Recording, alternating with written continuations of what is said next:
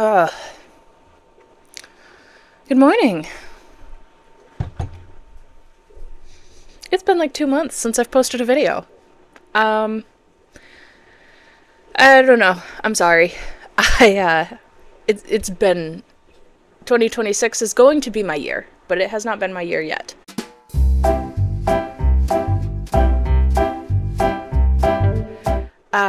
So to be fair, let me do a little recap on what I set as my goals for last year. So, number one, I had decided to apply for a whole bunch of shows, and I got into all my big ones, all the ones that have applications out right now. So I applied for Blake's Lavender Fest for both weekends. I applied for Blake's Sunflower Fest for both weekends. I got into my early May show. I'm sure that I will get into Blake's Strawberry Fest and Pickle Fest. I just have not had the chance to apply for those yet because the applications are not out. And I'm sure that I'll get into Ren Fair because I'm applying for like all 7 weekends and letting them take their pick of what weekend they want me there. That being said, I don't have the kind of inventory to do that many shows, so I have been just working my butt off trying to get some inventory done. And so I've been doing a lot of crochet, I just haven't been doing a lot of filming. A couple other things to note. I don't know if you can see this big open space, but there used to be a chair there. That chair has now been moved up into my living room because I had a bit of a psychotic break and decided I didn't like that corner of my house anymore. So that has become a new chair space. We finally took down the Christmas tree the 1st of February. We moved that up. And now I have a crochet space upstairs. But of course, because my husband works late, I can't really film up there because I can't be loud up there. So here I am back in my craft room, which is an absolute mess, getting ready to show you some of the market prep that I've been doing. I don't know if you can see the cat in the background. He has been an absolute monster this morning, so he's down here with me because he tried to tip a full glass of water off my nightstand and then tried to wake my husband up at 5 in the morning. So he's now with me. Yeah, it's gonna be a little crazy around here for a while, but there's never a better time than the present, I guess, to start another video. So here we go. Okay, so first things first. I think I am going to need to do some reorganization of my table so that I can lay it out in a way that it makes sense for assembly lining some things to get them finished. So I think that's where I'm going to start. And then I'm going to show you all of the parts and pieces that I have done in the last little bit. And then I will show you what the goals are for today and tomorrow. Now, I work today and I work tomorrow and I have a doctor's appointment and I have a lunch date today with my mom. So I don't know that I'm going to get a ton of stuff done in the next couple of days, but I want to at least like make a conscious effort, I guess, of getting those things on the docket at least. So we're going to start with cleaning this thing off and then we'll go from there, I guess. Excuse me. Excuse me. Thank you.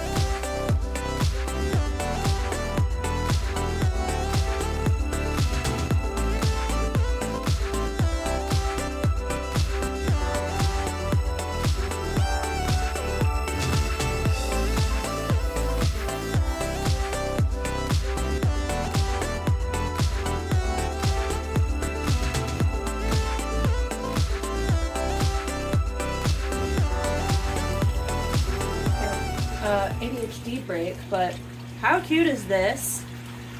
I bought this, I think from Michael's, and it's the perfect size for the plushies that I make to be holding this. So I post this with them now, and like, best little feature ever, honestly. Get off my table! Get down! Get down! Get down! Get down!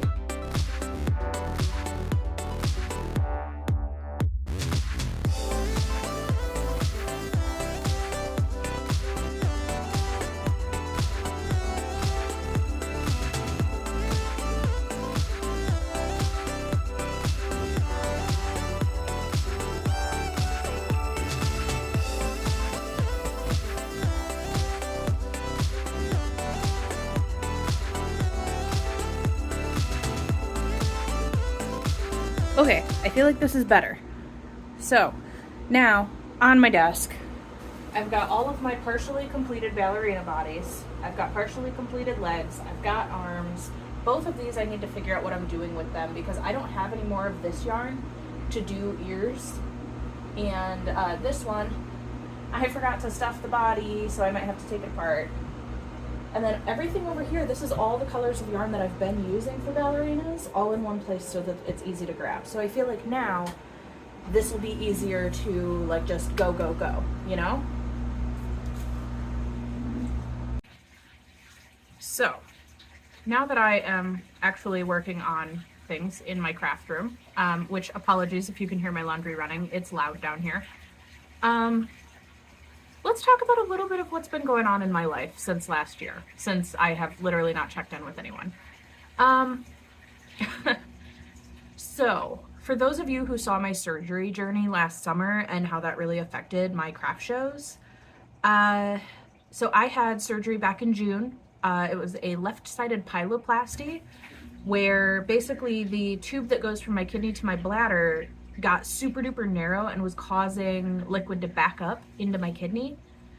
And when they caught it, because of course I just thought it was back pain and didn't go in for a long time, it was already at grade 4 out of 4.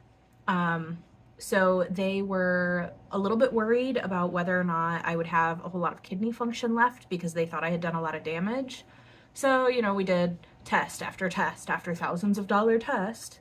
6 weeks later, on no pain meds, they gave me a surgery. And then I had to recover from surgery, again, on no pain meds because my doctor sucks. And I say that with my full chest.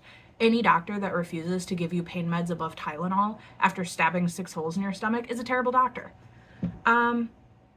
So after that, I went through, I did all of my surgery recovery. I was on a lift restriction. I was off work for 4 weeks. And then at the end of that 4 weeks, I went and did a whole 3-day craft show because I had already paid my deposit and my mom offered to come with me and do all the heavy lifting. So that was my most successful show to date as far as dollar amount, not times over booth fee, but dollar amount. After all of my expenses, I made like $1,300 at that show. And most of my other shows, I was making like $400. So, you know, it's a great show. So after all of that, I went back to work. I had a stent in for a couple weeks yet, and a stent is basically like a straw that they put in the tube that goes from your kidney to your bladder. It holds everything open so it doesn't snap shut after surgery and kind of helps shield stuff so that it can heal. That stent was worse than the surgery itself. So they took the stent out at the end of July. Yeah, so about 6 weeks later. And I felt great for like 3 hours. And then the pain started coming back. and it just continued to get worse over the next couple of days. And they told me I'd be crampy, but I'm like, this is not that pain. So anyway, I went and I talked to my primary care about it, and he gave me pain meds, like actual pain meds. Now, granted, they're opiates, and I do not like being on opiates, but sometimes you just got to be able to, like, you know, live your life, go to work, do the things that you can't do when you're laying on the couch in debilitating pain. So he gave me pretty much the legal limit that he could prescribe of those. And I went back and I saw my kidney doctor, and they said, there shouldn't be anything wrong with you. You might just be in pain forever. And I would not accept that. So we did another $6,000 CT, and then we did another $1,600 nuclear med study. And they said, yeah, we don't know what's wrong with you, but what we think we should do is we think that maybe there's some scar tissue from the surgery that just got a little too thick and caused that narrow spot to become narrow again. So what we can do is we can put you under, we'll run a tiny little camera, and then we'll take a little thing and we'll stretch that out so that you have a perfectly functioning kidney again. So we talked about all of that in like September, October. They scheduled that procedure for December. So I had to live in pain for another several months, and they went, they did it. They put a stent in again, which they said was like last resort. They didn't want to put in another stent. They didn't think it would be necessary. But I was a little mouthy with my doctor, and I said, hey, you know, I'm still in pain. Like, this is ridiculous. And he said, you know what, I'm just going to put another stent in. It doesn't even matter. Like, the way that he said it was like, it doesn't even matter if it's warranted, I'm going to put another stent in. And my thought is, you know what, I will go through 6 more weeks of torture if it means that this whole thing can be done with, because at this point I'm going on 8-9 months of chronic pain with very little pain meds and a doctor who doesn't seem to really give much of a shit. So, anyway, they ran the scope, they put in another stent, and then they called my husband and they said there was nothing wrong. Absolutely nothing wrong. We can't find anything wrong with her. BS. But whatever. I'm not the doctor, right? So, another 6 weeks with the stent, and a little bit of trouble getting the muscle relaxer that I needed to stop the constant feeling of the stent poking me in the bladder and causing me to have about 4 seconds to make it to the bathroom, and needing to go like all the time, like every 5 minutes. So finally got the muscle relaxer that I needed. And the one thing I will say that was nice about my doctor is that the muscle relaxer was $500 a month because it's a new one. And his office had drug rep samples of it, and they just gave it to me so that I didn't have to pay for that. So props to my doctor's office on that and that alone. Anywho, they took the stent out January 19th. So, what, 5 weeks ago? And I still have a little bit of pain, but nothing like it was. And when I talked to my primary care about it, he said, you know, it may be about 3 months, because that stent, when they pulled it out, all of the tissue in your body is really sensitive. And so, you know, it takes a while to heal. Okay, cool. You know, the pain is managed with Tylenol. I think I've had to take like a half of a Norco once in the last 5 weeks. So I'll take it. That being said, I think we are finally at the end of my medical drama. And yeah, I'm really glad to be done, because if this was going to continue on, I think I'd be getting a lawyer. Which, for reference, a left-sided pyeloplasty, or any pyeloplasty, has a 95% success rate. So the fact that it failed on an otherwise healthy 27-year-old woman is absolutely beyond me. But this is me ranting and raving and, you know, whatever. So now it's the new year. I am finally pain-free-ish, and getting back into the swing of things. I don't know what else the future is going to hold, but I will say that my husband and I got to go to Florida with his family That was like part of our Christmas present. And so we got to go down there for a few days, and I did some crocheting while I was down there. So I will insert some clips. We were like 50 feet off of the beach to the Gulf of Mexico. Like, it was so gorgeous.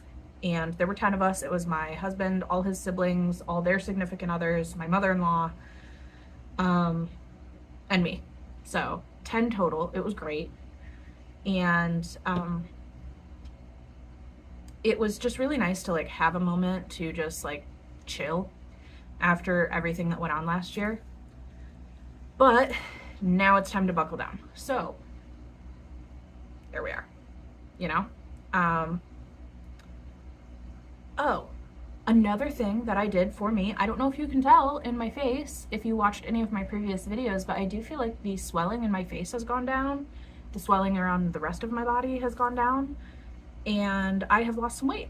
So I used to have a really significant double chin, and I feel like it's not nearly like it used to be. And that's because I went gluten-free. So I am semi-strict about it.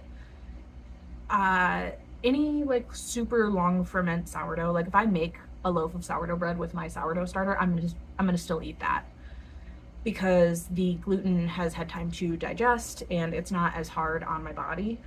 But pretty much everything else I've gone gluten-free, and I lost like 9 pounds in the first week because my body was holding on to so much water weight. And I think that, you know, it was important for me to make that change. It's something for people who have PCOS, especially, that their bodies don't handle gluten very well, and it can make a lot of their symptoms worse. So I decided to just go like basically cold turkey, just go gluten-free. And I talked to my primary care doctor about it at my last meeting with him, and he said, yeah, I mean, it very clearly is doing things for you, so I think you should do it. And we put me back on my meds for PCOS too, which we had taken me off of because those meds are a little bit hard on your kidneys, and we didn't know how my kidneys were functioning with all of the problems. But I got a clean bill of health. I did not lose any function in either one of my kidneys, which is amazing. I cannot believe that I was able to make it through all of that with essentially no damage. And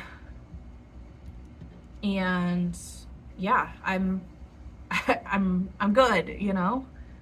So super excited on that front. And what else? Nah, that's pretty much it. So I turned 28 back in December, and looking at what I was going to do for this year, I really wanted to focus on doing my craft shows. My craft shows bring in income that can be used to pay my medical bills. For anybody who watched some of my last videos, I don't have medical insurance. I do now, but I didn't last year. And all of the surgeries and all of the tests and everything else that they had to do, we had to pay. It was over $100,000. Now, we were able to get charity care through the hospital, and they covered the grand majority of that. But we're still out about 15 grand. We still owe about 7. We've paid about 7. And so craft shows for this year are going to be going towards that. That being said, please make sure that you subscribe to my channel, because once I hit 1,000 subscribers, I can monetize my channel, and all of the money from that is going directly towards paying off those things. And I'll be probably posting more when there's the possibility of actually making something out of this channel. For now, this channel is just for fun, and that's okay too. But, you know, extra incentive. Now, I also have been using all of these sales from my patterns on Etsy. All of those sales are also going towards paying my medical bills, so please check those out. My crocheted lavender pattern is definitely the most popular one right now. It's my favorite pattern that I've ever made, and I included really, really in-depth instructions, so it's really easy to follow. That being said, now I just need to finish up all these ballerinas, and I need my phone for that because I need to read out the pattern. So I will catch you after I finish those.